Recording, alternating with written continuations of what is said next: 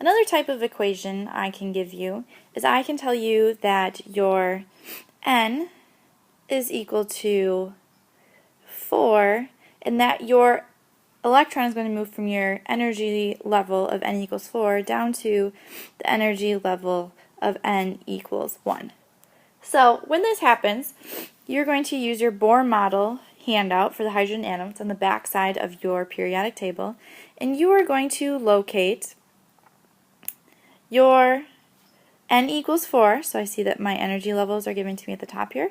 My N equals 4 is right here, and I'm going to notice that if it relaxes back down to my N equals 1, I follow it here to N equals 1, and then I can tell you the wavelength, because I'll ask for what's the wavelength for this transition. I find that it goes from N equals 4 to N equals 1, and I follow that line back down to the bottom here, and these are my wavelengths given in nanometers. And my wavelength given in nanometers for a transition of N equals 4 to N equals 1 is 97 nanometers. So that's my wavelength. So once I've given my wavelength, then I can go ahead and ask. From the beginning here, remember my energy levels of N equals 4, right here, to N equals 1. I followed my transition down. From there, I went down to my wavelength. I was given my given wavelength of 97 nanometers from the transition of N equals 4 to N equals 1. You can now find the frequency.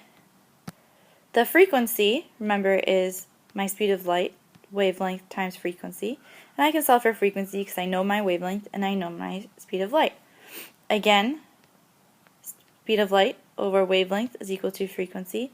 This needs to be changed into meters by 97 nanometers times 10 to the 9th nanometers per 1 meter.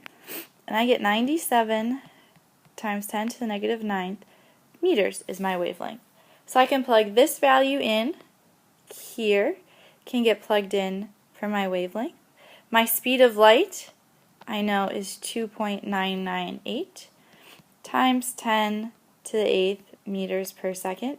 And this value can get plugged in here for my speed of light. Back.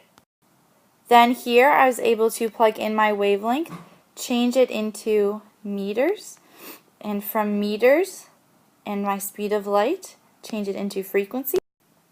So I know my speed of light, I know my wavelength, so I plug them in, 2.998 times 10 to the 8th meters per second, all over my wavelength of 97 times 10 to the negative 9 meters.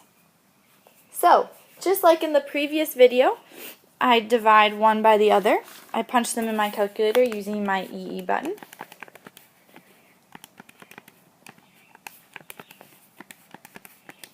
And I get an answer of 3.09 times 10 to the 15th inverse seconds, which is my frequency.